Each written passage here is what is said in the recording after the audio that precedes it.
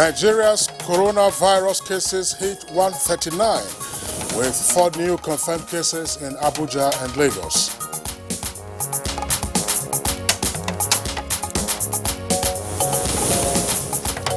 NCDC intensifies contact tracing of 5,000 suspected carriers of COVID-19 in Lagos, Abuja, and Ogun states. We're following up about 5,000 contacts across the country. We had the capacity to test 500 per day. By the end of this week, we'll be at 1,000 per day. By next week, we plan to take it to 1,500 a day.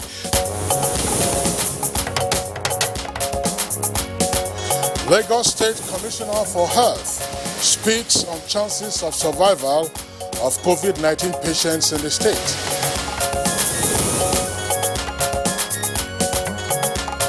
Because of the strategies we've deployed, we're not seeing that steep a rise.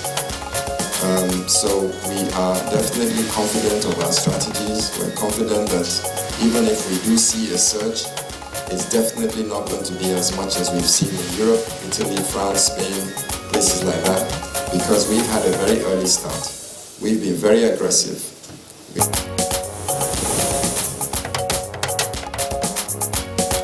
And on Good Morning Nigeria today, we shall discuss COVID-19, the humanitarian perspective.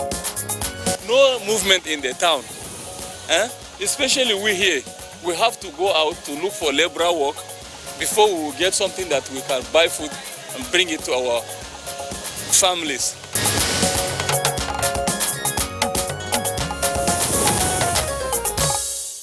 All right, so it's just about 48 hours since the commencement of the mandatory 14-day cessation of movements as directed by President Muhammadu Buhari in his nationwide broadcast on Sunday.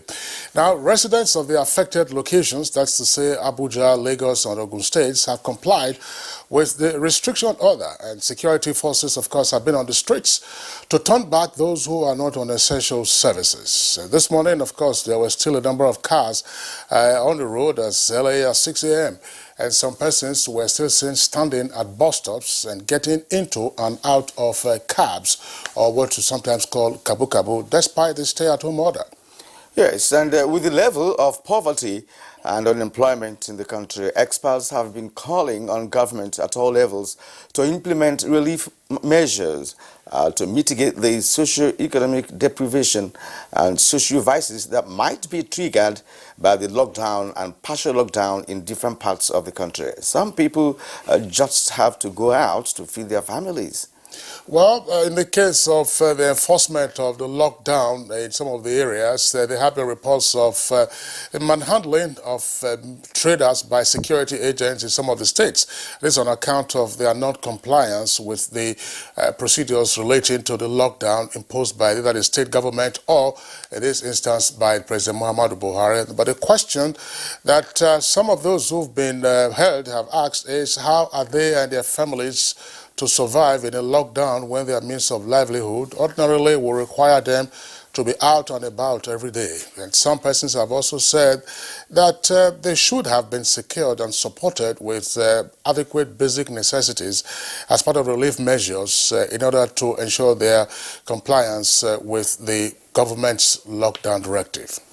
And this may be one of the reasons President Buhari ordered a rollout of financial intervention schemes for vulnerable groups in Nigeria during his address to the nation on Sunday. The president said relief materials shall be deployed to residents of satellite towns and communities around Lagos and Abuja whose livelihoods will be affected by some of the government's restrictive measures to ease their pains in the coming weeks. Now, the address the president delivered on Sunday directed that conditional cash transfers for the next 2 months should be paid immediately, and for persons who are internally displaced, they are expected to receive 2 months of food rations also in the coming weeks.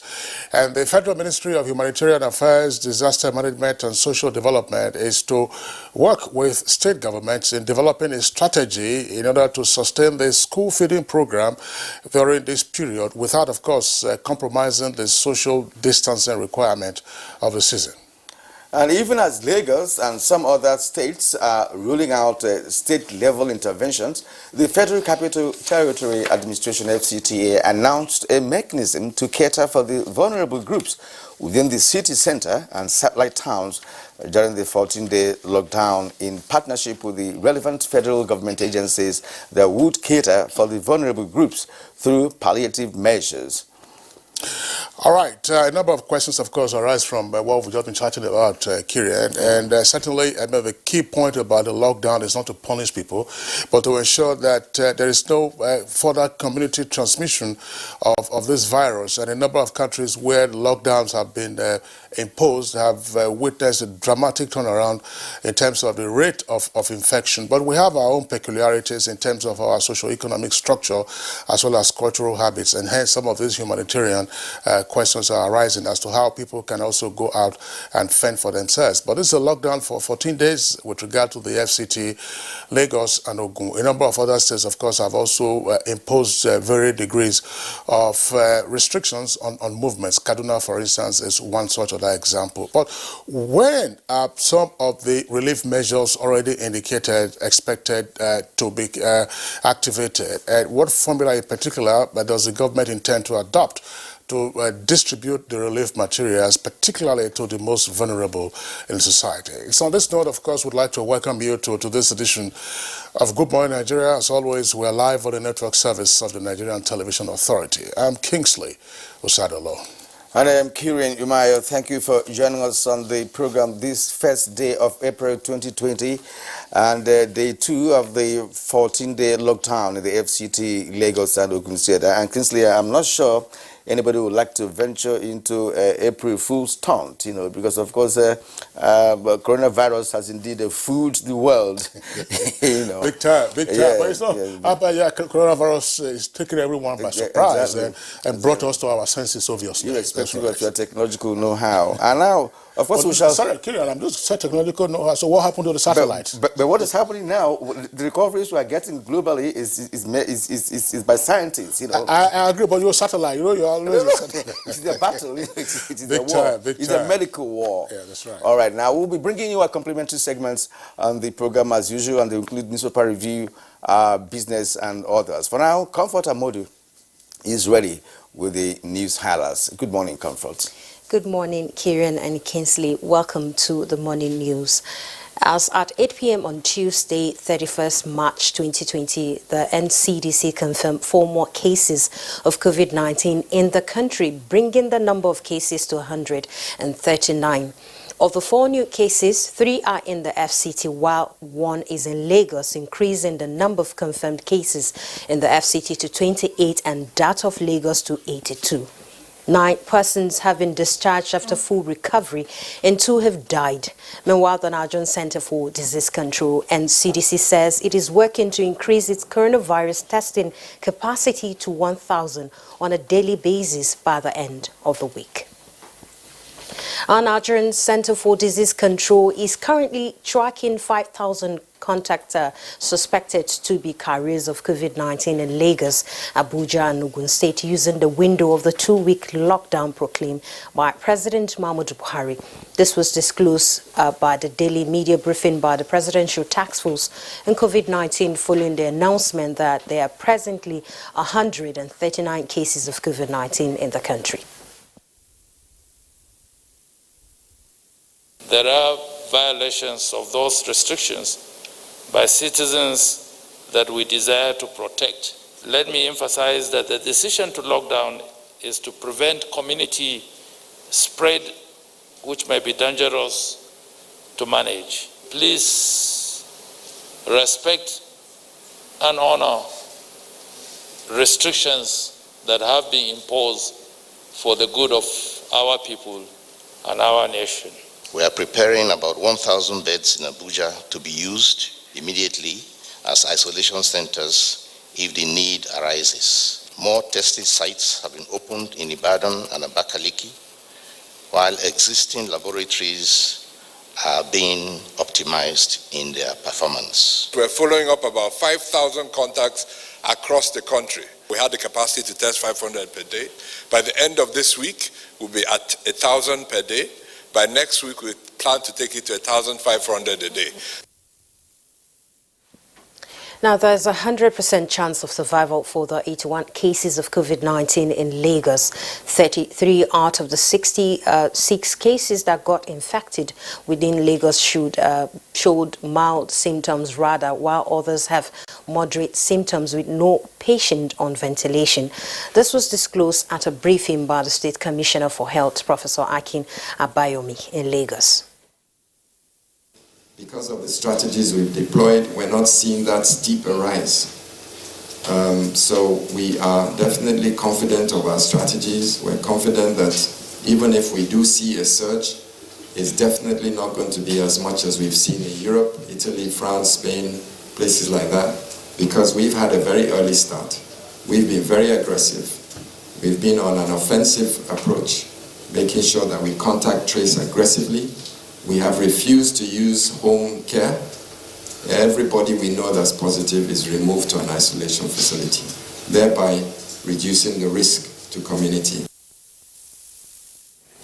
The Nnamdi Azikiwe International Airport, Abuja, has joined other airports across the globe on a total lockdown to contain the spread of coronavirus. 6 other airports in the North Central have also complied.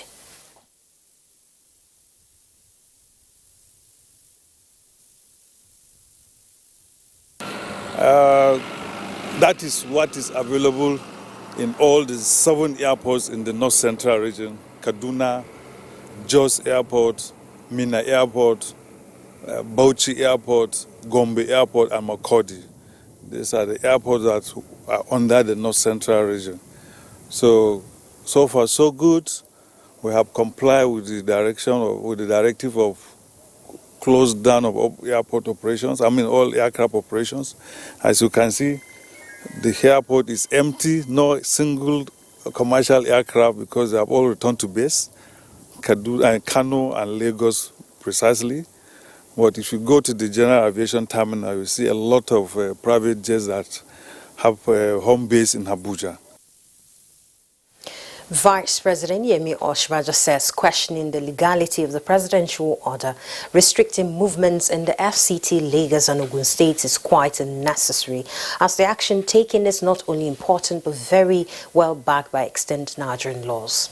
Professor Osinbajo made this observation in Abuja while responding to questions on Monday at the Google Hangout program organized by Hack COVID-19 Call Center, a private sector initiative supporting Nigerians' battle against the pandemic. Senior Special Assistant to the President on Media and Publicity, Office of the Vice President Laolu Akande, in a statement says the Vice President notes that there is a Quarantine Act of 1926 and it's been published in all of the laws of Nigeria, referring specifically to the part of the legislation that empowers the President to other movement restrictions in any part of the country. Professor Osinbajo says what the act does is that it allows the president to designate any local area, any part of the country, as a place that may be infected or under the threat of a communicable disease, and he can then make regulations of any kind.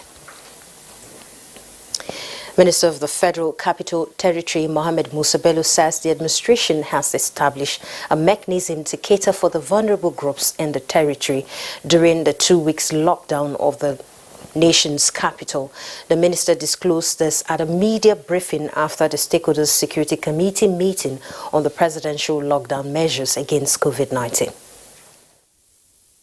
As part of the cessation of movement,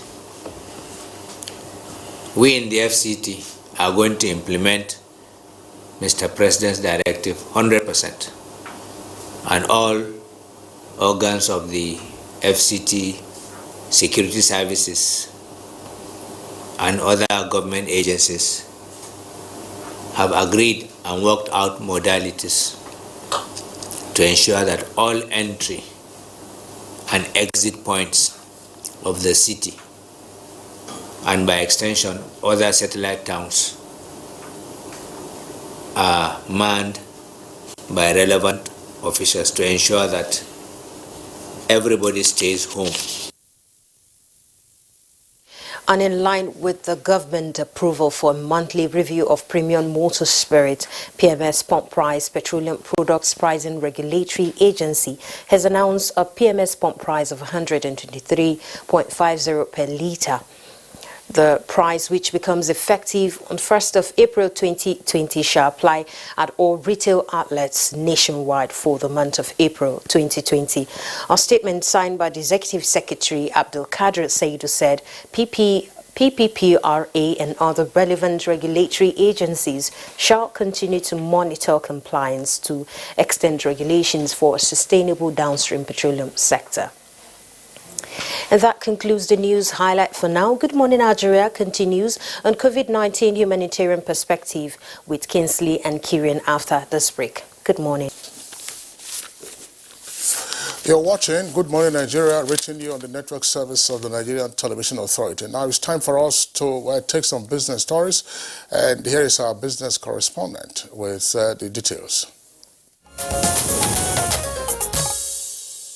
After the trading session at the stock market, investors lost 15.80 billion naira, with the Nigerian Stock Exchange all-share index depreciating by 0.14%.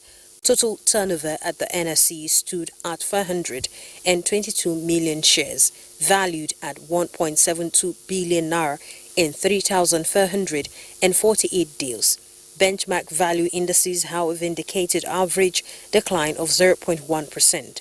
Aggregate market value of all quoted equities dropped from its opening value of 11.117 trillion naira to close at 11.101 trillion naira. The all-share index declined from its opening index of 21,330.79 points to close the month at 21,300.47 points.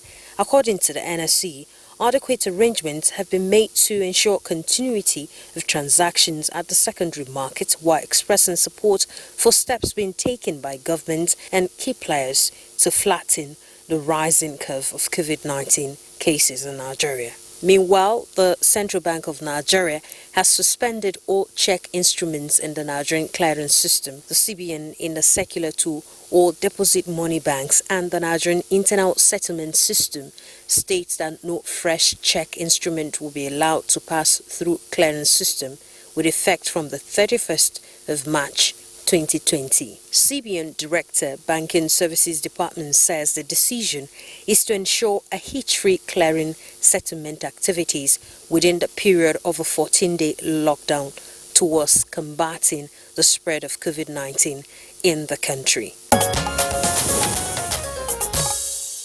That's Comfort Amodu with business news. Thank you. Next is newspaper review.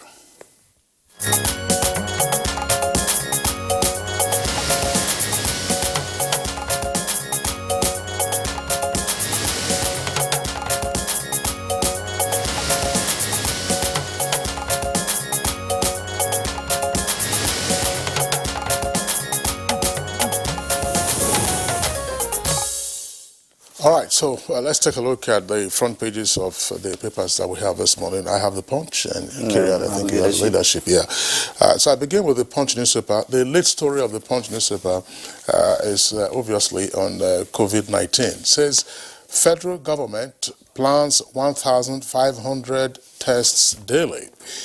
Oyo and Edo decry kit shortage. Two riders to that headline.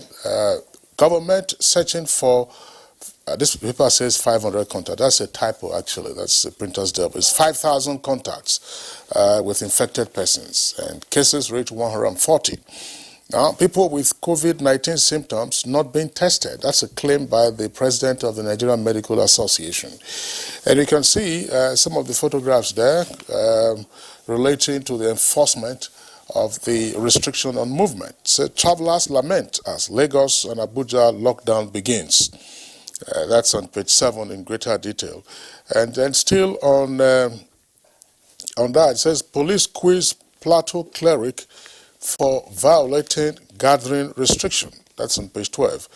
And Zamfara cleric chains 56 persons at illegal center.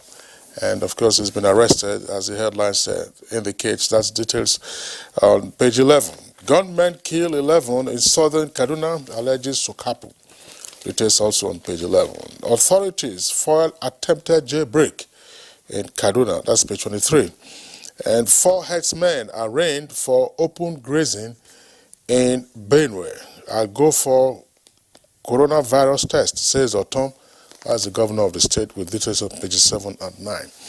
Then, above the late story, 2 earpieces there beside the nameplate, ICPC warns against diversion as COVID-19 donations exceed 25 billion naira.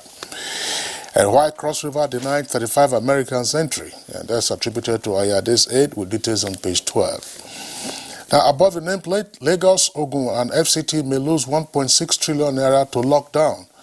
That's according to an investigation by the paper, with details on page 27. NEC suspends electricity tariff increase, and NNPC reduces petrol price to 123.5 naira. That's 123 naira 50 kobo. Details on page 30. Army redeploys anti-Boko Haram war commander and 12 generals in shake-up. Page 9. All right, let's turn to the leadership newspaper. Below the nameplate, let's take from top to bottom. NSC market capitalization checks 1.87 trillion naira in the first quarter. That's the Nigerian Stock Exchange. Inmates protest in Kaduna demand release. The story is on page 6. Now, the lead story on the leadership newspaper this morning is, of course, on the lockdown. It says the federal government to roll out more palliatives for vulnerable Nigerians. It has 4 riders to that. Oshebajo Committee compiles data of beneficiaries. FCT, Lagos residents comply with restriction order. COVID-19 cases rise to 139 as Nigerian doctor dies in the UK. 1 discharged. NCDC traces 5,000 contacts. Details of that story is on page 4. Army redeploys, promotes generals. It's on page 4 of the leadership newspaper. And below the photo story there, which is of course the president observing the hand-washing measure. Now, NHIS releases 3-month payment for enrollees. That's on page 9. Electricity tariff hike, now insensitive, NLC warns. That's captured fully on page 8. The military neutralizes terrorists, destroys logistic base in Borno State. It's on page 10. Now, reps donate 2 months' salaries to fight COVID-19. Details on page 9. That's it, Councillor. Yeah, well, Kieran, the major stories there, of course, relate to COVID-19 and the latest update, together, of course, with the enforcement of the presidential directive on the restriction of movement, particularly with regard to Lagos and the Federal Capital Territory. And what really worries me, Kingsley, and I'm sure many of the Nigerians, is this issue of tracing about 5,000 persons suspected to have had direct contact with those that have been confirmed as a positive. That is a hard nut to crack, because if you talk about 5,000 people, these are people who may be now located in different parts of the country. Let us assume that 1 or 2 or 3 of them, had contacted the virus. They may have also transmitted same to others because they are still relating with others, their family members, and what have you. We just want to believe that, look, those that had this contact do not have the virus. Otherwise, we're going to be hearing a different story in the next weeks ahead. No question about that. In fact, that was the basis for the earlier advisory for those who were returning from the heavily impacted countries. 18 of them, including the UK, the US, and most of the countries in Europe, to self-isolate. But there were reports of some apparently irresponsible behavior on the part of some of the returnees. I mean, up until last weekend, there was a case in Delta where a gentleman was said to have returned from abroad, and instead of isolating, he was said to be parading all over the place. and I think the epidemiologist in Delta had to call in the security agencies, and they then tracked him to a town in Delta where he was eventually pinned down. But of course, he'd been moving about. Tested positive? Well, it's not. It returned from abroad. I mean, no test has been conducted on him. So this 5,000 that you talked about, these are all persons who have also come in contact with those who just returned from abroad. But Professor Nasidi, again, we should repeat this. When he appeared on Good Morning Nigeria sometime last week, he did describe the mechanism that was used for tracing during the Ebola crisis, which is part of the template that is probably still in use now. It's a fairly rigorous process, to try and trace one after the other. But of course, people still can still slip through the net. It's a difficult thing to do. Somebody sent me an audio recording of an interview by a radio host in River State, who of course interviewed the index case in River State. She's a model. She went to Milan. There's this festival in Milan that she attended, and of course Milan is the hot point in Italy, when it comes to coronavirus. And she came back. In fact, about 5 members of her family came to the airport to welcome her. Right, but she said, look, she never felt anything, so she didn't think it was necessary, to distance herself from her family members initially. But I think when she spent about 3-4 days, she started having scratchy throat and all that. So she started suspecting that something may have gone wrong before she established contact to the medics, who now took her sample, and she's positive. Right now she's taking treatment there. But what I didn't get clearly is whether the family members have been tested, whether anybody tested positive. And what she said that was so almost embarrassing is the fact that, look, the day she was taken by an ambulance, the entire street came out. Because as a model, people know her as someone who often travels. And this time around, he said the whole street came out, that she was so embarrassed, when she was being taken to... Well, I think it's part of the issues to deal with. There are persons who do not know well enough about the coronavirus that attempt to stigmatize others. We have to keep repeating this. There's nothing to be ashamed of if you have coronavirus. Let's face it, it's a respiratory infection. It's caused by a virus. To the extent that you are a human being and you rely on oxygen, you must breathe. So that's how it comes about. It is not like, you have one of these STIs, sexually transmitted infections that, you feel ashamed of. The big, the small, black, white, people are getting it. So there's nothing to be ashamed of, and I think that message has to trickle down. Exactly. And for those, of course, who didn't advise themselves, clearly somebody is coming from abroad. It's typical, of course, of us to say, oh, let's go and welcome our brother and our sister, our uncle, XYZ. Maintain that social distance while this season lasts. Because if you see the images from Italy, the images from Spain, and of course now the US, these are first world countries, and you can see the disaster that has befallen those nations. It's not just a disaster, it's a total disaster, because you don't have answer to that. And with respect to what you raised a short while ago, with respect to stigmatization, look, it is not a death sentence to have COVID-19. It has been echoed all over the world. It's not that people are recovering on a daily basis. Even in Italy, over 900 persons recovered as at yesterday. So people are recovering. And of course, from what the Commissioner of Health, Lagos, told us a short while ago, people are recovering in Lagos. And he said that about 81 of them could be safe, because the symptoms in them are not exacerbating. It's not increasing. Severe, it's not severe.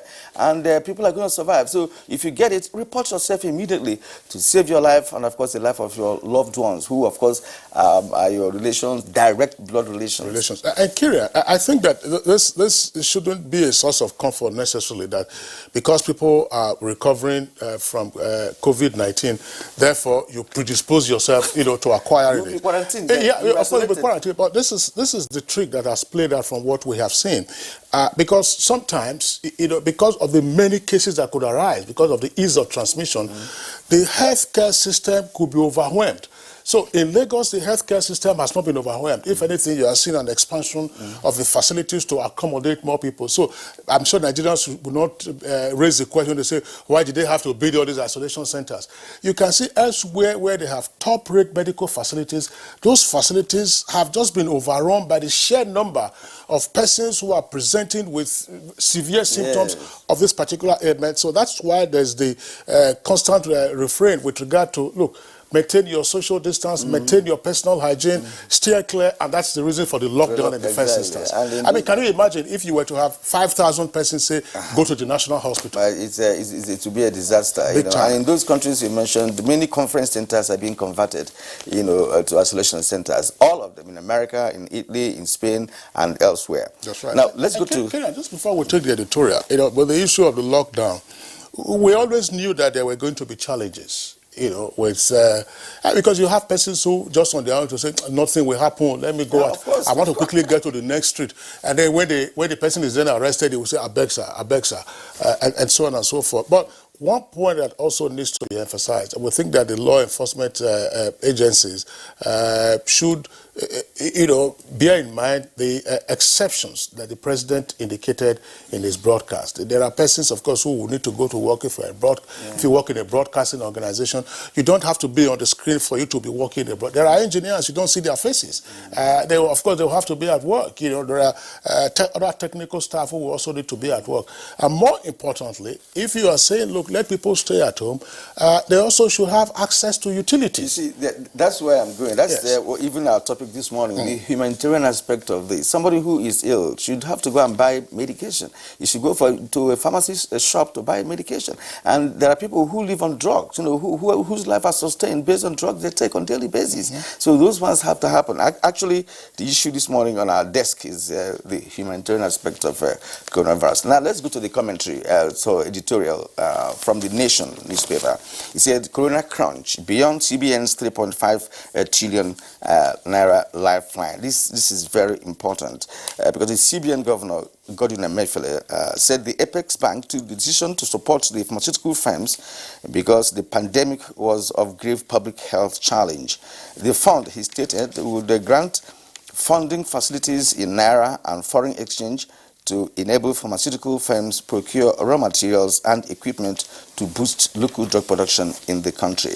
Now, the more pertinent question here is, however, what is different, or rather, what difference that huge sum can make in a sector where everything from equipment to basic raw materials, including most ridiculous pharmaceutical-grade cornstarch, are sourced abroad, where the so-called big names operating in the country are only a little more than trading outposts for multinationals, for which the nation gets to pay billions of naira for patents. Now, Kingsley, this is the very important aspect of this. Is to miss the opportunities created by the current crisis to evolve a national drug production strategy that integrates our abundant raw materials with our manufacturing processes would be most tragic. So coronavirus is presenting an opportunity for us to visit our health sector to see what we can do to enhance the health sector based on facilities, tools, and basic infrastructure required, especially now that we have coronavirus, the PPE as the personal protective equipment. Well, Kieran, there's no doubt about that. I mean, coronavirus presents a broad range of opportunities for us to reform the way we used to do things.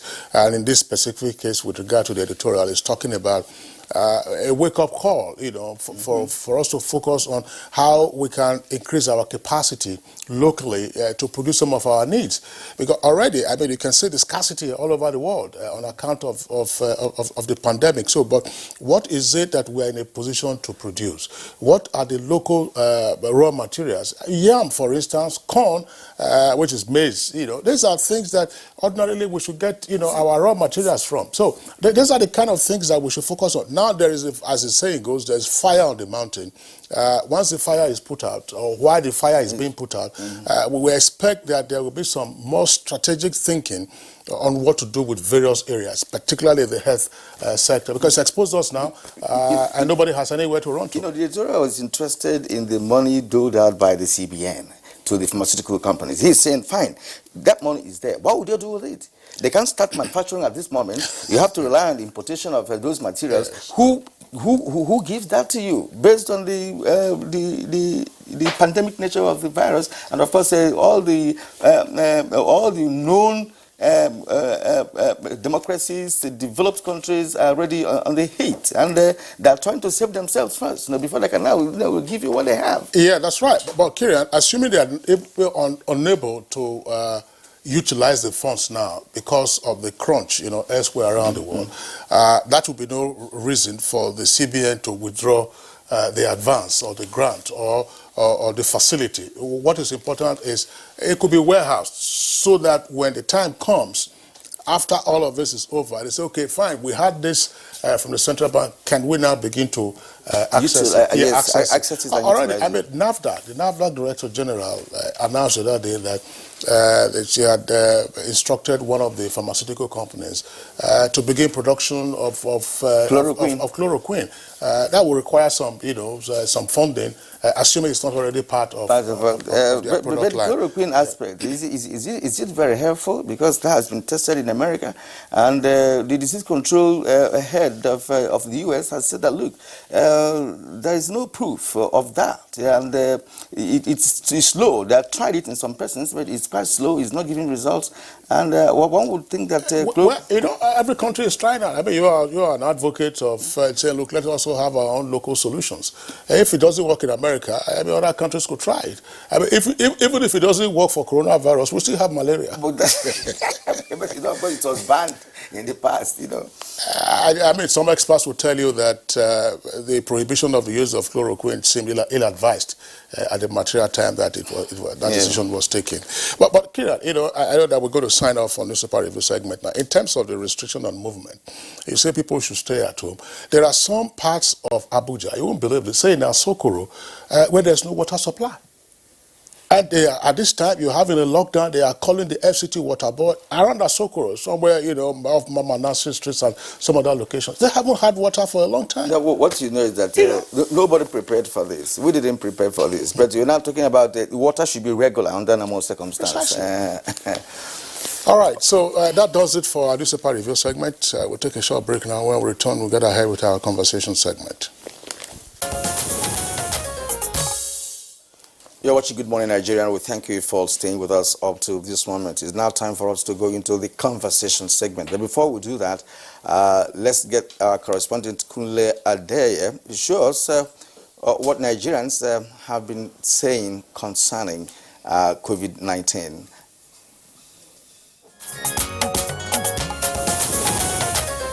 Especially the government is doing the right thing, and that is how we can stop this deadly disease that is ravaging all over the country. Because when people have been moving around, this disease can spread very easily, and it will affect the poorer, and they will suffer more because of this disease. And I commend the effort of the government in doing so.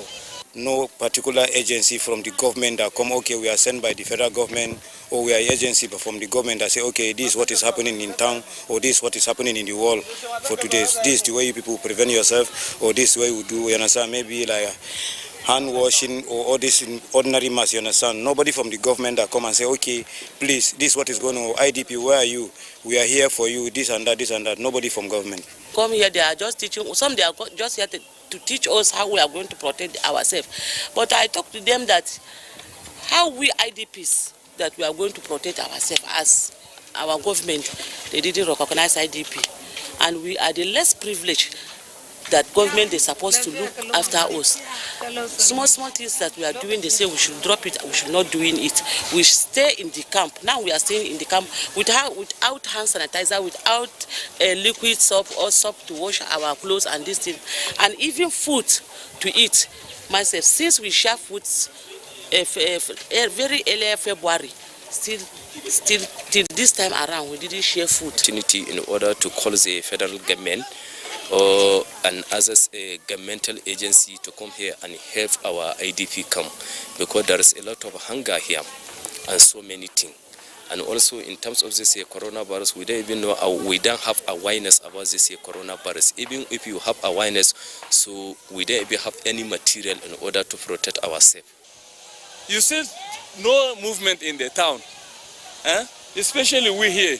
We have to go out to look for labor work before we will get something that we can buy food and bring it to our families.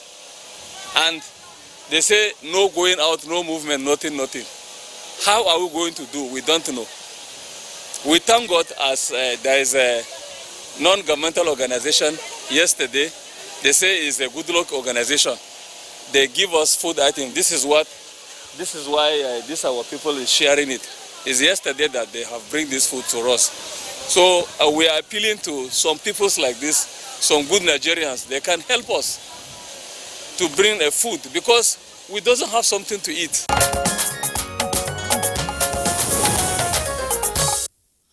Our correspondent, Kunle Adeye, speaking to some IDPs at a camp in Durome here in Abuja, Nigeria's capital city. We have three guests, of course, to discuss this perspective on the COVID-19. First, let's welcome with us in the studios here the Honorable Minister of Humanitarian Affairs, Disaster Management and Social Development, Hajia Sadia Umar Farouk. Honorable Minister, a pleasure to have you with us. And good morning. Good morning, and thank you for having me. All right, and joining us via Skype here in Abuja is Mustafa Mehaja. He's the Director General, National Emergency Management Agency, NEMA. So we thank you for joining us this morning on the program.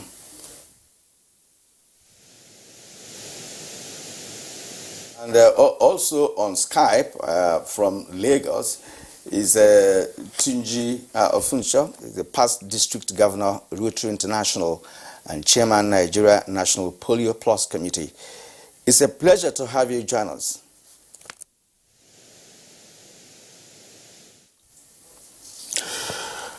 All right, let's begin the conversation here in the studios with the Honorable Minister of Humanitarian Affairs. You know, since COVID-19 began to grab the headlines around the world, particularly for us here in Nigeria, with the index case coming in February, the principal focus would appear to be on the health perspective and, of course, latterly on the economic perspective to the pandemic. But there was always a recognition that beneath all of this, there is a humanitarian, if not disaster, perspective as well to coronavirus, particularly for us as a country. What is your conception of this other often less discussed perspective with regard to COVID-19, namely a humanitarian, if not disaster? Thank you very much. Well, in every disaster situation, we find ourselves in humanitarian emergencies. And that is exactly what we are facing as a nation, especially as regards to the lockdown of some affected states in the country. This will mean restrictions of movement, restrictions of people earning their livelihoods, and the government has made a pronouncement. Mr. President has directed that in the course of these restrictions, that certain palliatives should be taken to a segment of the society, especially the most vulnerable amongst us.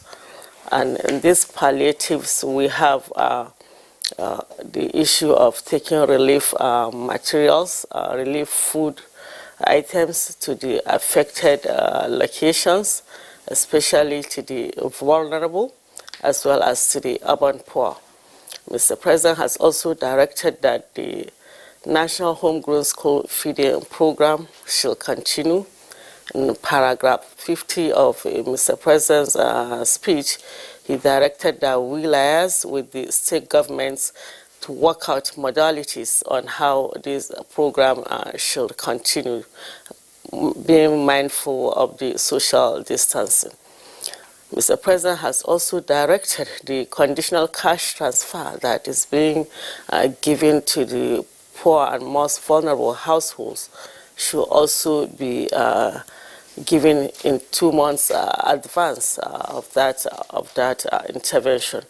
Mr. President has also directed that the loans are given to the trader money, farmer money, and market money should also enjoy a moratorium of 3 months. So these are all palliatives put in place and other economic palliatives put in place by government to cushion the effect of these COVID-19 restrictions. Yes, madam. One of the major, challenges that we have in the nation is to have accurate data, which is very instrumental, to a successful outing in this kind of circumstance. Now, how many Nigerians and how many households are expected to benefit from this government's palliative, and what categories of people does the government classify as vulnerable, and what are the mechanisms put in place for reaching out in terms of, when you talk about distribution of food, for instance, should know the quantity of what we're giving them, because the lockdown is going to last for a longer period of time. So give us an idea of what this mechanism is all about. Let me start with the issue of the data.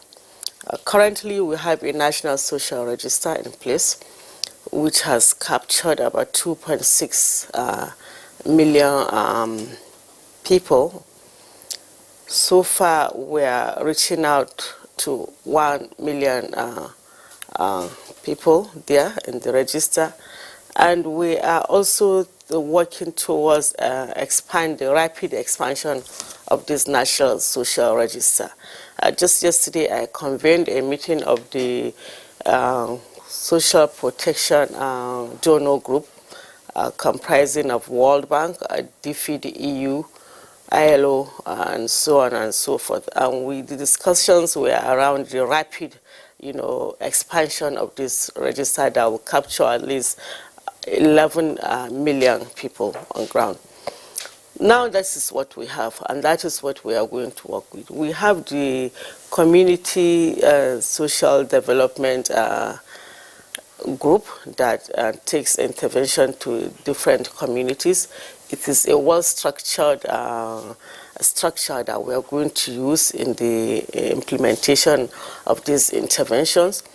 The vulnerable groups here are people who are very poor, people who live on daily wage, the internally displaced persons, persons living with disabilities, the elderly, and so on and so forth.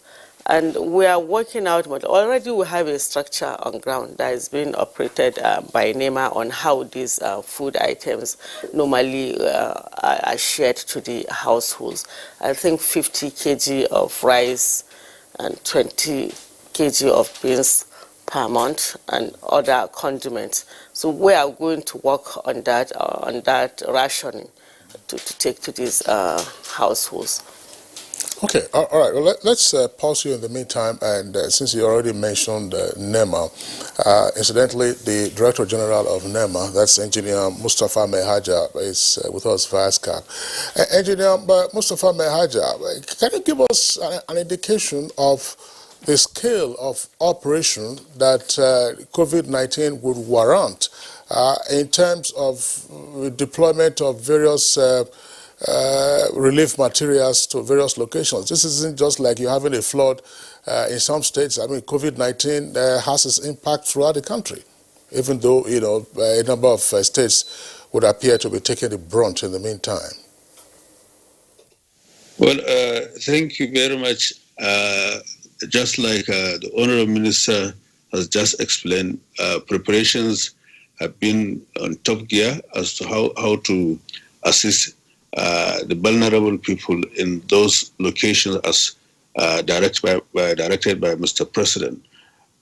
We estimated, based on poverty index of the total population of the three identified states and location, including FCT, we intend to provide about 285,000 metric tons of assorted food items. We also intend, that is the total to be supplied to frontline states, about 13 of them. But for the two states, we intend to provide 55,835 metric tons per month for those people affected. Also estimated condiments of tomato paste, vegetable oil, seasonings, salt, and other items will also be supplied to these communities. The proportion, we have a standard where food items about 50 kilograms per month per household of 6 persons, 2 husband and wife and 4 children. We also have 5.5 kilograms of condiments to supply per month to be given to a family of 6. So now we are faced with the logistics arrangement and then the criteria for distribution. We are very much familiar with a situation like this. We have done it in 2017, where we distributed about 40,000 metric tons of assorted food items to northeastern states. So preparations have been concluded, and we shall commence this process as soon as possible. Stay with you. We know that many Nigerians and some organizations have made substantial contribution in terms of money, with which to fight COVID-19 in Nigeria. I just want to ask you whether you have any issue procuring all the materials that you need, because what we have now may be bigger or larger than what you had in 2017, considering the fact that there is lockdown and partial lockdown in so many parts of the country. Are you having issues with accessing funds to procure the materials that you need to ensure that the targeted group, is reached without much difficulty? It's remained a fact. We need huge funds. It's also remained a fact that 3 states are involved, or rather 3 locations involved. But you need to remember that we have offices across the country. We have a good number of personnel, highly skillful and trained to undertake such mission. I think this operation is not too much different from that of 2017, because 40,000 metric ton and 55,000 metric ton is not a big difference. However, the trained personnel, the skill acquired in the past, the experience we have, with only 3 locations. In the case of Northeast, we had 6 states that are far away from each other, but these ones, we have 2 states, almost neighboring states, Ogun and Lagos, and Abuja. Abuja is our center, so I think it is even easier for us to conduct this assignment with much efficiency and effectiveness, I believe. Mehaja, thanks. We'll return to you, but let's come back to the Honorable Minister of Humanitarian Affairs. Let's have a clarification. I know that in your opening statement, you were taking your bearing from the President's national broadcast on Sunday. Does that therefore give the impression that the principal focus of your humanitarian intervention, particularly for the most vulnerable groups, would now be those states as well as the Federal Capital Territory that the federal government has directed to be on lockdown? That's the first question. And related to that, we do know that there have been some advocates of a total national lockdown, so as to prevent the escape of persons who might have the symptoms into other locations where there's free movement, as it were. Nearby Kaduna State, has been on lockdown for a while, and I think Bauchi is also taking that very drastic step. Others, have some measure of restriction on movement. So, what happens to those states that have taken their own initiative, but are not, on the list as directed by Mr. President, that should be on lockdown? Well, it is important to note here that these social intervention programs or humanitarian interventions have been in place to the most vulnerable groups in the society. So we have had these programs, and they are continuing all over the country.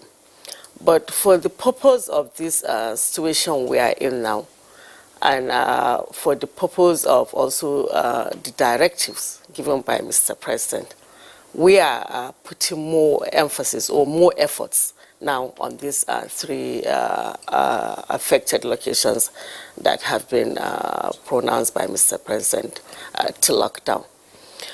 In the event of a total lockdown, we have a plan B, and we'll also await for Mr. President's directives.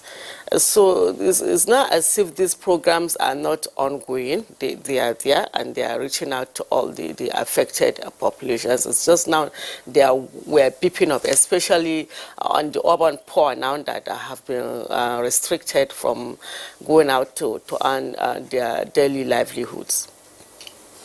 Okay, thank you, madam. Let's go to Lagos, where we have Tunji Funsho. Tunji Funsho is the past district governor, Rotary International, and chairman, Nigerian National Polio Plus Committee.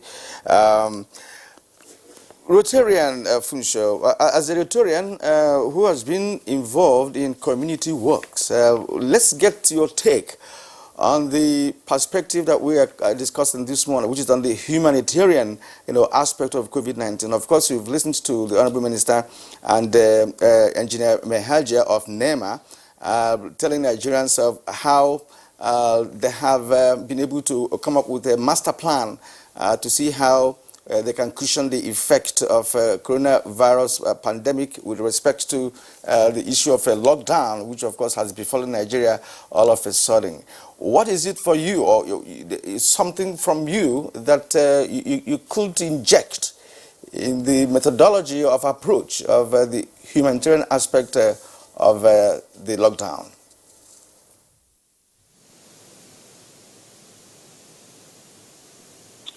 Thank you very much once again. First of all, commiserate with the families of those we have lost, through this COVID-19 pandemic, and also wish those who are currently being infected and are ill God's healing. I think the first thing to appreciate is what the government has been doing so far, and to also realize that government cannot be in every nook and cranny of the country. Even in countries that are well endowed financially, even outside the times of tribulations like we have now, depends very largely, on humanitarian organizations to look after those vulnerable people in our societies, like the homeless, the aged, and people with different kinds of disabilities. And so it's a partnership thing. Rotary International, as some of you are aware, are in every nook and cranny of the world. In Nigeria, we have 6,000 volunteers who can be called to action. And already a lot of Rotarians are already working in their localities to augment what the government is doing by providing clean drinking water, by providing also providing water and soap in some areas that are disadvantaged. The message basically is that all of us in our own little way can contribute to this effort. I was telling a friend of mine yesterday that if every individual who can afford it gives just 500 naira a day to feed somebody who cannot afford to feed because their means of livelihood has been curtailed, because they cannot go out to work, it will go a very long way to support that family, through this lockdown. So we have a lot, to offer, and even when you are not in a formal organization like Rotary International, you can also do your bit in your locality to ensure that someone who is in need because of the lockdown gets something to eat, but also be a vehicle for educating our people. So taking all the simple basic steps to protect themselves, hand washing, distancing from people if they have to go out, because no matter what we say, as the president has allowed, there are certain people who essentially have to be out. Security forces have to be out. Essential people like health workers and so on have to be out. They still also need to be aware of the need to keep distance. Also, health workers need to be protected. One of the biggest challenges we have in increase that we have seen devastation in America is this pandemic is taking on medical staff, doctors and nurses and janitors and laboratory technicians have been losing their lives. We've had Nigerians working abroad who have lost their lives to this pandemic. So I think volunteer organizations, whether formal and informal, can come in to augment what the government is trying to do to protect all of us from this pandemic. Thank you very much, Rotarian Tunji Funsho, for your opening comments. We'll return to you later on. Back to Engineer Mustafa Mehaja, Director General of NEMA. DG NEMA, you've talked about the fact that you have several metric tons of food items to begin distributing to the identified locations for all of this. But give us a sense of the reactions you are getting from, or you expect from the states and then the FCT, because we do have an experience, something that we have discussed on this program in the past, particularly when dealing with flood and other disaster issues, that while NEMA is ready, it often turns out that the SEMA, which is the State Emergency Management Agency, oftentimes isn't ready. So how do you intend to smoothen this sometimes tedious relationship under the current COVID-19 circumstance? Well, on the issue of SEMA, anytime, any moment we respond to any disaster, we work together. Of course, when it comes to resources, particularly in a disaster of this kind, where it is catastrophic in nature, the federal government takes charge. That is why now we are in the front line, leading all other agencies to ensure that the responsibility given to us, we discharge them effectively. The structure is as it is. We have the National Emergency Management Agency at the apex. We have the State Emergency Management Agencies at the middle, and the local emergency management committee. So it's a structured response device, or rather plan to attend to such kind of pandemic or catastrophic disaster. Minister of Health and indeed but a disaster of this nature that is specifically health related comes with a lot of impacts. That is why all other agencies are coming together to take care of the part of the problem that may come as a result of this lockdown and other related, and shutdown we are talking about. It is also important to note that we have a plan. This plan is like a preparation that we made over the years. A plan called National Pandemic Influenza Preparedness and Response Plan was a document developed and produced under by NEMA under supervision of US AFRICOM. That was in 2013. This document was put in test through simulation and is now a guiding document, having harmonized the document produced by NCDC with our own document. We have National COVID-19 Multisectoral Pandemic Response Plan, which is guiding us to carry out this assignment. All stakeholders, like I said, the SEMAs, the security agencies are working together and nobody is left behind.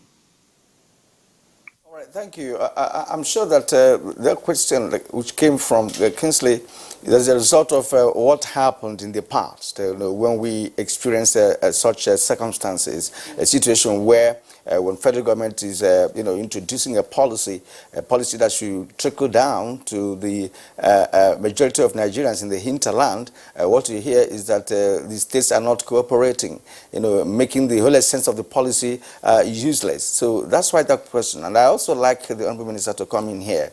You're a federal minister, right? And of course, you may have other persons in states of the Federation who are also under this kind of ministry, minister in charge of humanitarian affairs. I'm not sure we have that many in the states in the country currently. But now, who are you working with at the state level? Now you have a beautiful laid-down master plan which you intend to implement with respect to the lockdown and how you intend to reach to the vulnerables. Not necessarily across the nation presently, but we have about 3 states now total lockdown, some on partial lockdown, and as time goes on, there may be a possibility of many more states being locked down. And how do you intend to collaborate with other states, to see how whatever policy the government has on this to be adequately implemented and the targeted group, reached? As you are aware, the National Emergency Management Agency falls under the purview of the ministry. So the structure that the DG NEMA is talking about is a structure that is to be supervised and coordinated by the ministry. And this structure goes down to the state and local government levels, as he has mentioned. We have also other structures in our interventions. The Community Social Development Program, I've mentioned earlier, is a well-structured structure that we use to take interventions down to the grassroots, down to the ward level. In our cash transfer intervention, we also have that structure from the state, local government, down to the ward. So these are all structures that we are working with together with the state governments. Yesterday, I had discussions with His Excellency, the Governor of Imo State, and he was telling me that he also has the same structure, and he said the Ministry of Humanitarian Affairs and Social Development, and he has sent the focal person to come and have some discussions with us in the ministry. So it is this layer of structures. The NEMA has the structure from states, from national states down to the local government. The Community Service Development Program has such structures.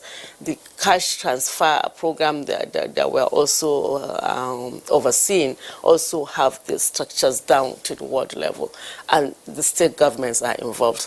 We have our personnel together with the personnel of the state government down to the ward level. So I think in terms of structure, we're okay with what we have, and we're going to do our best to see that this structure is being implemented down to the grassroots. Okay, thank you.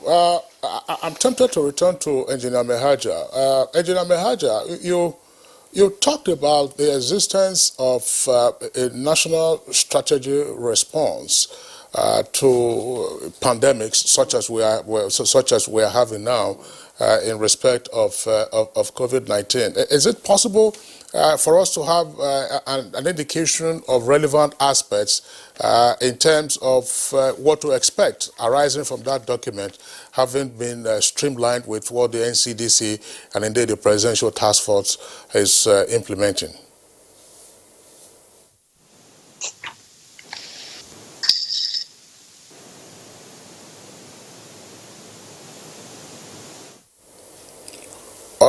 Engineer Mehaja, if you can, otherwise I'll pause that question. I'll return to you once we have some clarity, because we just saw a silhouette a moment ago, which means that you're probably having some issues. But let's go over to Lagos, Rotarian Tunji Funsho. Rotarian Tunji Funsho, again, still talking about volunteer entities. You mentioned what some Rotarians are already doing in their various neighborhoods, and more particularly, you also identified at-risk groups. You know, these are medical personnel and those who work in the field on account of, you know, they're having to take care of a number of patients. But just other than, just to say in the manner of speaking, shooting in the dark, how should these efforts be coordinated? I mean, I couldn't just possibly be, if I were a Rotarian, for instance, be up and about now. There is restriction of movement. So how do you coordinate your activities so that you can have the critical mass, as it were?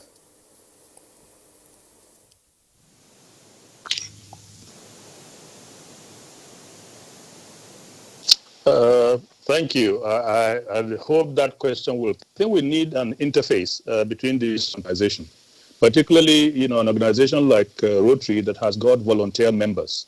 We are an organization that really prides ourselves in the human resource, but that purely volunteer. Yeah. That we bring to study of Rotary International and the conclusion that we spend, you know, on humanitarian service across the world, and almost $900 billion US. To quantify itself to get into the Ministry of Humanitarian Affairs at this very difficult time, because the minister. Well, we seem to be having, hitches, getting, clarity via Skype this time around, and we're going to presently rely on the studio. Perhaps, if anything positive happens, we'll return to both men who are on via Skype. Akira, we understand that DG Nema is back. Well, our viewers, we hope, of course, you will understand why we are resorting to all of this. There's a lockdown in Lagos, so movement to our studios on Victoria Island will be a challenge. And, of course, there's a great deal of social distancing also in our headquarters studios where we are broadcasting from here in Abuja. Engineer Mehaja, if you heard my question before we lost you, could you take the question? Namely, what are the aspects of the national strategic plan in dealing with pandemics and infectious diseases arising from the humanitarian perspective that has now probably been streamlined with the documents coming out of NCDC and perhaps also the Presidential Task Force? What should members of the public know? Well, first of all, the document's objectives is very, very clear. It's to contribute for effective response, reduce morbidity and mortality, mitigate related impacts. Mitigating related impacts, that is the area you are talking about. Of course, minimize disruption to social, economic, and medical services, and finally to facilitate post-pandemic recovery. So when mitigating the impacts, when you restrict movement, of course, people are denied their businesses. People may not have opportunity to make money for specifically those that are low-earned persons. So that is why now government, and of course the president directed that we should provide the needed foodstuffs and relief materials to support such kind of people that are really in need when you lock down, just like we have. So that is how it's been done. The structure also provide for functional areas whereby, like NEMA is leading logistics, security, and mass care. Of course, NEMA is under the ministry.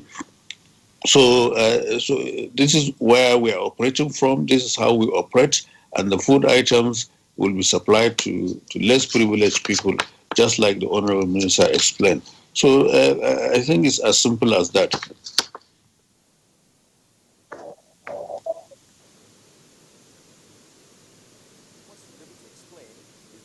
There's a structure on ground. That's right. And that documentation captured the structure on ground. And they're going to use that structure to, reach out to people on the humanitarian aspect of COVID-19. As I rightly said, it's articulated in the document he was talking, the act he was talking about. Right. Okay, Madam, Tunji Funsho talked about groups that are humanitarian inclined, like Rotary Club International, which of course is identified as a humanitarian organization. There are other organizations such as Rotary. Do you have any collaboration with such organizations with respect to the implementation of what has been put in place? I don't know, because Mehaja mentioned the issue of logistics, which is going to be a challenge, in terms of distribution of food items and what have you. And of course, we are maintaining distance and all that. I'm not sure those vulnerable groups, even have access to soap for hand washing, or even have face masks. Well, let me start with your first question on the humanitarian organizations.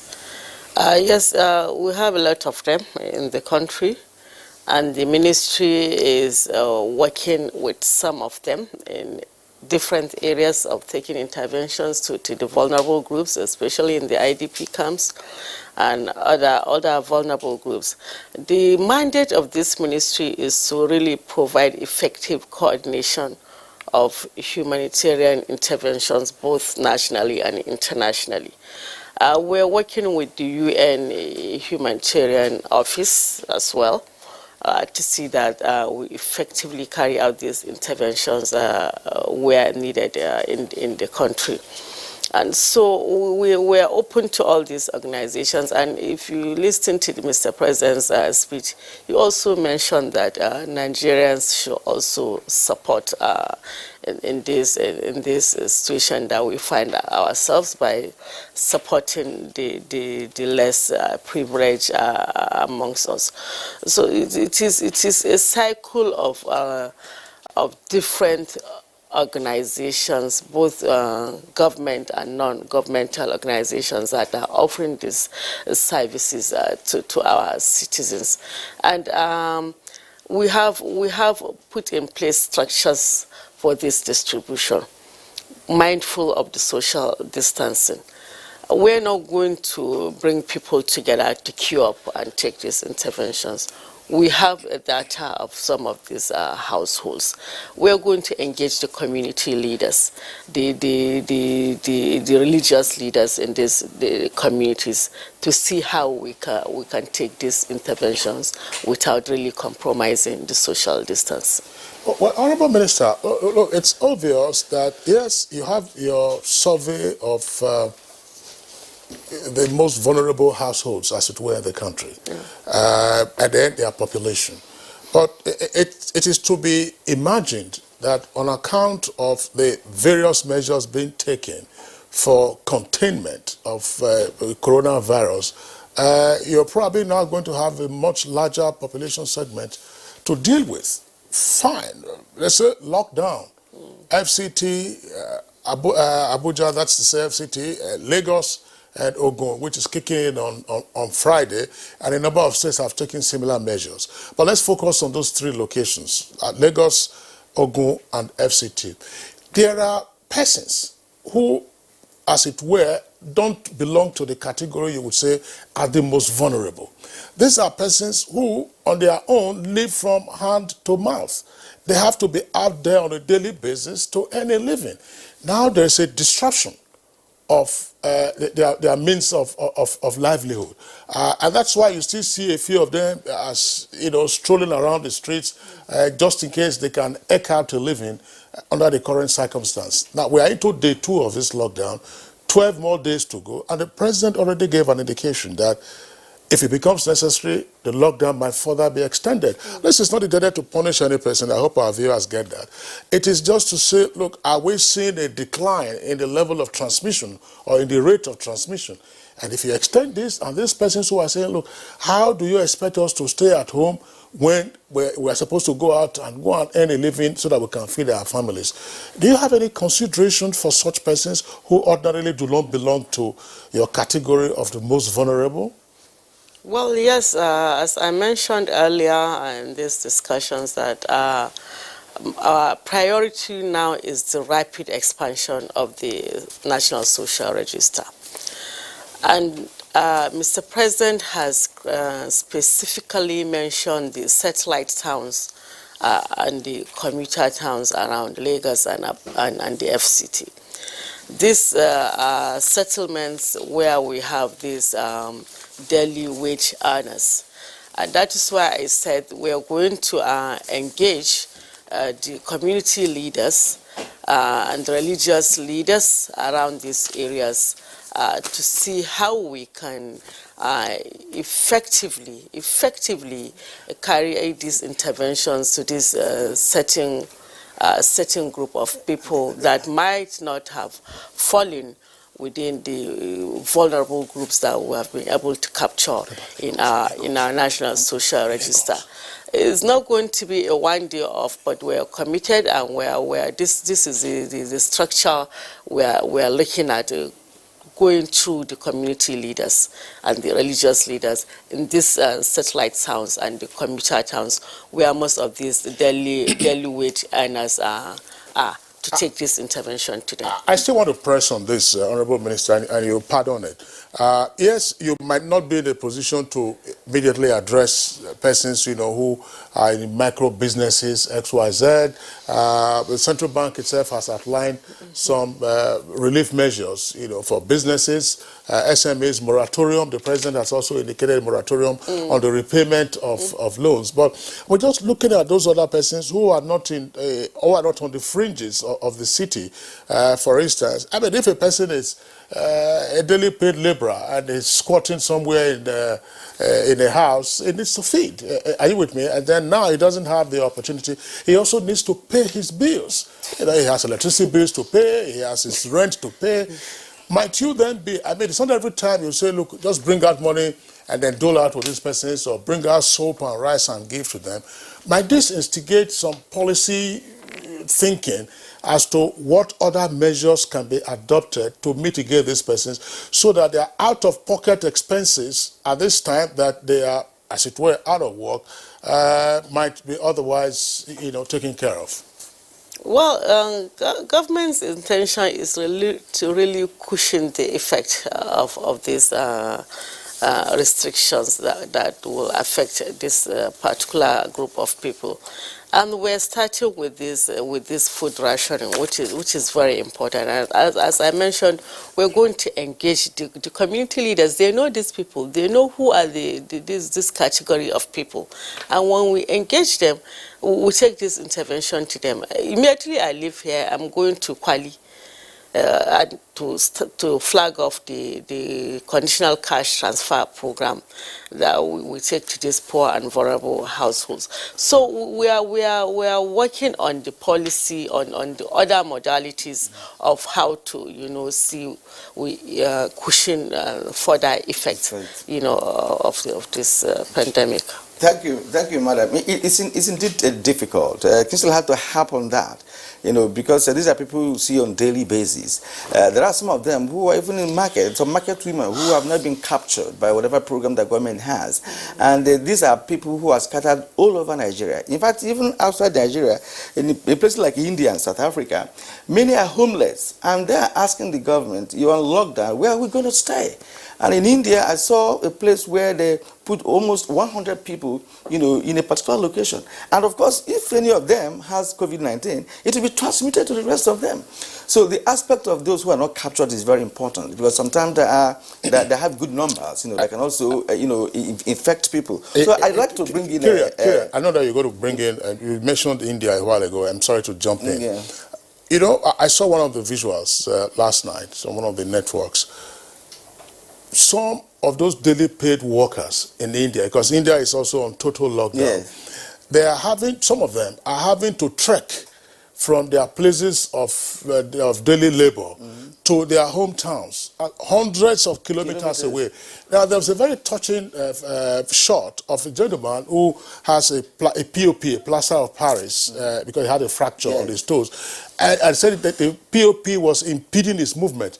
So he sat down and was tearing up the POP to enable him continue to trek to his destination. I'm sorry, I have to No, it's good, because we are sharing information here. We want Nigerians also to share this information, because you may think that your own case is worse, then you hear that other people are also having similar or even worse situations than you are in. This is a situation we have to manage as a nation, and that is why this particular edition of Good Morning Nigeria is taking a look at the humanitarian perspective to this. And I'd like to bring in Engineer Mehaja once more of NEMA to expatiate on what the Minister has already started talking about. That's those that are not captured, the daily pay guy, the hand-to-mouth persons, people who are not captured by any policy of government, but who are also part of society, and who can, of course, be highly vulnerable in this circumstance. Is there any plan by NEMA to accommodate these persons and find a way to get them in the first place, and of course see how we can make the palliative measures reach them? Well, to the best of my understanding, when we talk of vulnerable people in these circumstances, people that will have serious effect or rather impact to this restriction. So it includes not only the handicaps, not only but the less privileged too, whereby people need to go out, those that need to go out before they earn their living. So we will identify them. We have already identified that of Lagos. That of Ogun is going on, and I believe it will be completed today. So that we'll have a comprehensive list of those that will benefit. It includes those class of people you have just mentioned. Engineer Mehaja, thank you very much. We'll return to you. And by the way, we have to apologize. We are unable to immediately return to Rotarian Funshaw in Lagos. His Skype connection is weak. We hope that before the program is wrapped up, we'll be able to return to him so that he can contribute further to the conversation. We're taking a short break now. When we return, we'll take tweets and then get back to our guests. We thank you for staying with us on Good Morning Nigeria today. Of course, we are looking at a COVID-19 humanitarian perspective, and we also have been praying. This is a praying nation. We've also been praying not to allow this pandemic to actually affect our local communities. Because if that happens, it's going to be a different ball game.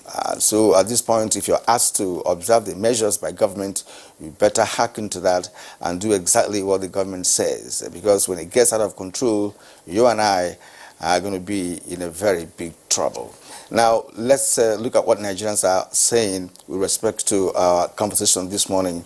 We have received a number of tweets here. Let's begin with Festus Akimboewa. Kudos to our private sector who, despite facing a significant threat because of COVID-19, had put aside self-interest and gave generously for the safety of our nation. No more finger-pointing and partisan politics. We all have a role to play to ensure the pain of COVID-19 is minimized. This tweet is coming from Mohammed Mustafa. Mohammed Mustafa is tweeting, and it's saying, people abide by the lockdown rules, but the government should remember that many of us who are staying at home have no food to eat. And the most painful thing is that security personnel are going around beating people while hunger is rampaging families at home. All right, from... it's ravaging. That should be ravaging, yes, not rampaging, yes. Yeah, Okaku David says, from the humanitarian standpoint, I expect the billions being donated to also get directly to millions of Nigerians with little or nothing in their account. The banks can easily identify this set of people and do a direct cash transfer via their BVN without much stress. And Titus Mondenong, contributions should be channeled towards the frontline medics. The provision of PPEs, that's personal protective equipment, test kits, ventilators, isolation facilities, etc. The funds should be monitored closely to be able to reach the most vulnerable members of society, and anyone found embezzling such funds should deserve punishment. All right, Michael Bello Adesa, he said, good morning. Well, this COVID-19 is an emergency, and it also requires emergency response. The government should know that hunger can cause domestic violence, stealing, and so on. Government should send little money to every Nigerian for support. Dele Jack Solomon, the confirmed number of COVID-19 cases in Nigeria is small. However, this is more likely the result of a lack of testing and awareness than the absence of the virus. Government must ensure that resources are deployed where they are most needed, and that its ministry is prepared for both the worst case and best case scenarios. This is the only way we can avert the full impact of the spread of the virus. Law Alpha say total lockdown across the states will mean more harm to the people, especially the poor, who must go out daily to hustle in order to earn a livelihood.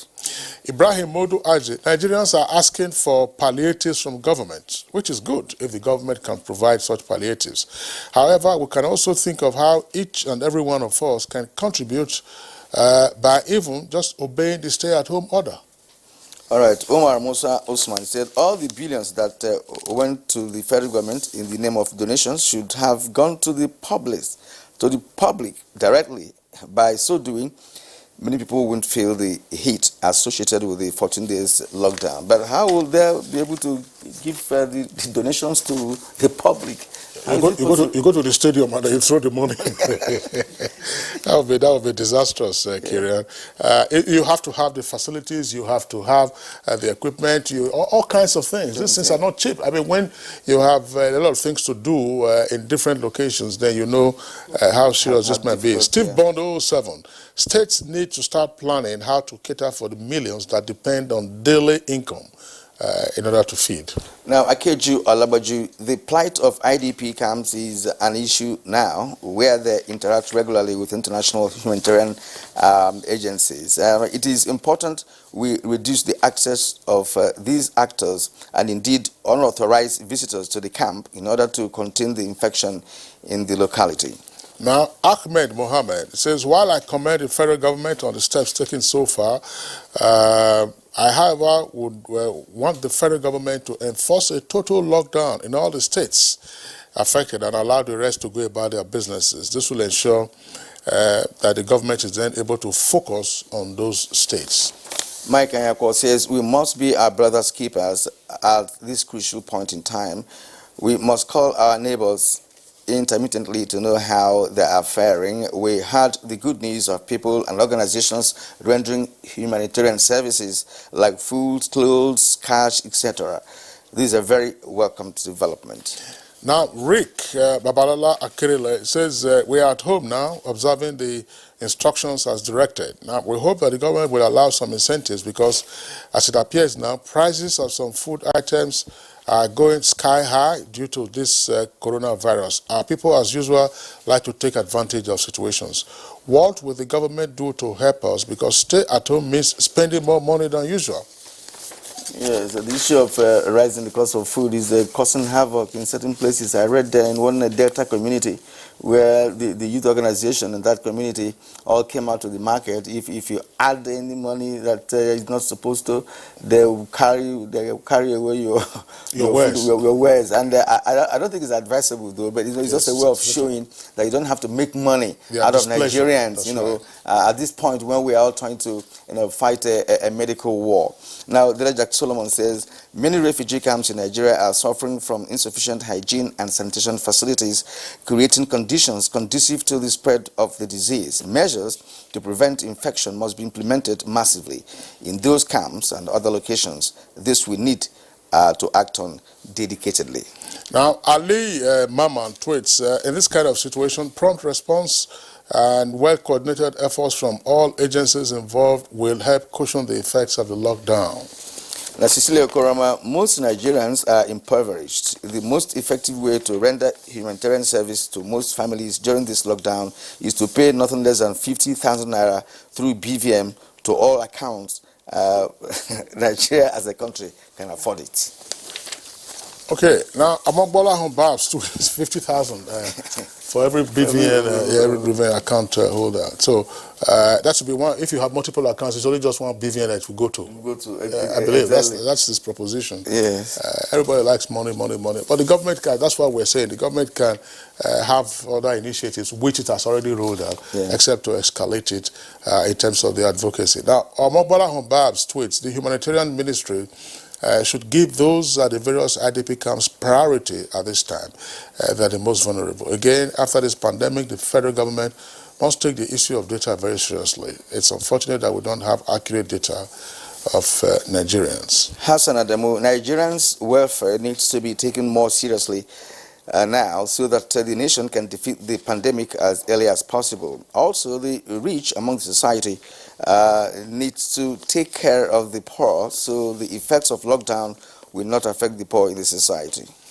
Jude Onwoha says, kindly ask the Honorable Minister whether the conditional cash transfer will be done through mobile money or any other electronic payment platform. This would drive up financial inclusion.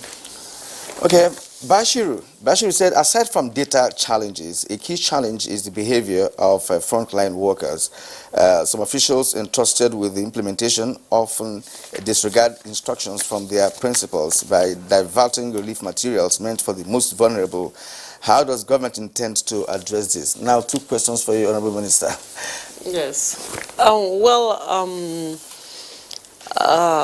The issue of diversion of relief materials is quite very unfortunate, but I must tell you that since I came on board, I've not had these issues with any personnel of the agency under our purview that the relief materials are being diverted. We've not had these issues, and if at all we do, we have measures in place that we're going to apply to see that anybody found wanting in this regards will really be sanctioned. So this is what I can say. We're very serious about that. We have read out the Riot Act to them, and they know that we're very serious. Then, there's this aspect that we may see as a non-possibility, sending money to Nigerians. In fact, on so many write-ups that I read within the last couple of days, there are such suggestions. If we get to a point where the whole nation will be locked down, that there should be a possibility, or rather the need, to cushion the effect by reaching out to all Nigerians. I don't know the possibility of that. I'm not sure any country has done that, but what I know is that many countries have already raised a huge fund to cushion the effect. The U.S. is often cited as an example in buttress of that proposition. Yes. So, are you thinking in that direction? Is there a possibility that everybody should be given cash? Something, yes. Including the Honorable Minister. Including the Honorable Minister herself. Well, I think this is a very big question. It's not a question that I can answer. It is only the President that can decide really what to do in that regard. So we hope that we don't reach that stage. Really, it's not a very good situation if we get to that stage. But now government is doing what it can within the resources available to government to see that we're able to cushion the effect of these restrictions. There was this tweet on the conditional cash transfer. It says, will it be by electronic transfer mobile money, or which of Well, other we use platforms? different platforms because, as you are aware, some areas are very remote. Some of these banks do not even operate even in the local government areas. And where we have such situations, we find ourselves in a very difficult situation of having to just take the cash to these people using the payment service providers, definitely, that will take. That is the one I was talking about that I'm going to flag off this morning. You know, I'm going to Kwali. We have in Kwali, Kuje, I think, and Abaji. So I'm going to be represented in the other locations, but I'll be in Kwali this morning to flag off the transaction, the intervention. I was just going to raise this. In the President's address on Sunday, and which we have also referenced, the school feeding program. The school feeding program is part of the very elaborate SIP, which is the social intervention programs of the current administration. And some questions have been raised. Fine, there is a lockdown. Before now, schools have been sent on compulsory vacation. So how are you going to implement this? I mean, when children are at home, are you going to be going to the individual homes to feed them?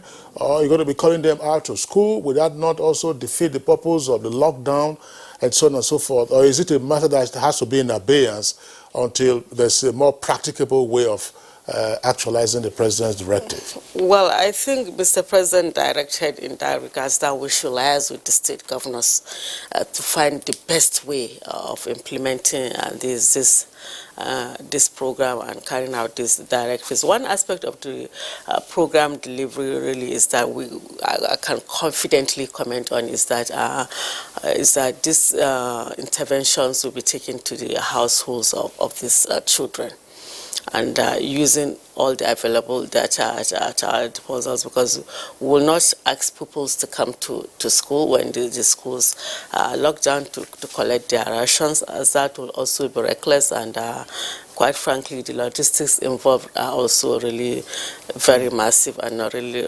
realistic. So I think for us in the ministry, we have some options, but we are going to listen to the governors to see what options they have in mind for us to carry out that program. And the many Nigerians are also saying that in this circumstance, the possibility of assembling the children is not there in the first place, because it will defeat all the measures being put in place by government to reduce the infection in the country. Let's go to Lagos. We're gradually rounding off for this program. Let's return to Lagos. Tunji Funsho, I hope you listened to the Honorable Minister, and of course the tweets that we read out a short while ago.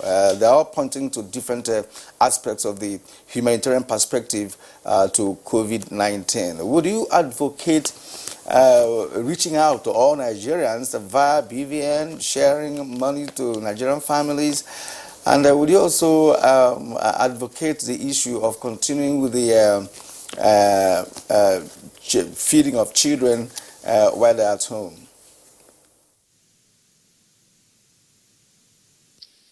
Yes, I thank you very much. I think if we look at the small picture, the solutions to some of these challenges will be easier.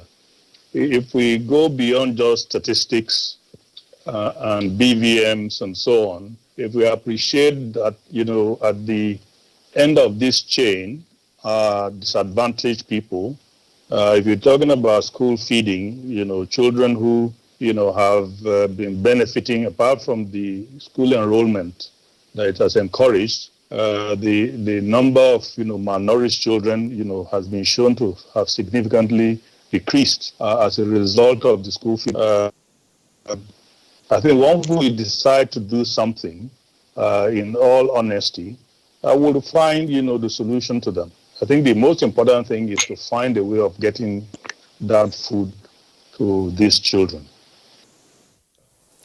All right, at this point, Rotarian Tunji Funsho, would like to thank you for your contribution this morning on our program. It's been wonderful having your thoughts on the show. Thank you so much for coming on the program.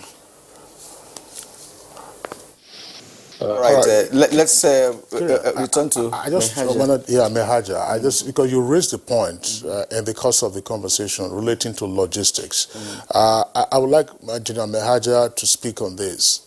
Now, there have been reports, for instance, that the airports have been shut now to all kinds of flights. And then in Lagos, the entry and exit points have also been blocked. Closed, if you like, and there you have a long queue of vehicles trying to get in. How then do you hope to get your supplies into Lagos? Perhaps you have a depot in Lagos that can supply Lagos and Ogun and the FCT. If you're going to have challenge with your logistics, what alternative options are you considering? Perhaps the military supply and transport system? Yes, members of the logistics, security, and mass care team include the military and other security agencies. One. Number two, exemptions has been given by Mr. President on movement of food items and food and related items. So the military formations, the police, civil defense are all part of the structure, operational structure of this assignment. So I know there could be some challenges, but I think they are not unsurmountable. We could go over them, and we are sure we will get across to each and every corner of those identified locations. Engineer Mustafa Mehaja, we'd like to thank you for being part of our program this morning. Thank you very much indeed for explaining to Nigerians, of course, your strategies for NEMA. Thank you indeed. Okay, now, let the minister, you say you want to expatiate on something briefly. Well, on the issue of the logistics that you mentioned, of course, we are quite aware of this problem of long vehicles on the road, and that can hinder really our operation. We are looking at the possibility of approaching the Nigerian Air Force to take some of these relief items to the affected locations. But also remember that in the grain reserves where we have these commodities that we are going to deploy, in these areas, they are in different locations. So some of these locations do not have airport, so we have to make do with the road transport. But in the locations where we can pick, like from Niger or from Katsina, we'll just take to Lagos or to Abuja for the Abuja distribution. All right, Honorable Minister, well, thank you very much indeed for being here this morning. Of course, I have been able to explain certain things. Nigerians are clearer, on what the plans are and how you intend to execute them. We've been speaking with Sadia Omar Farouk, Minister of Humanitarian Affairs, Disaster Management and Social Development. Thank you very much.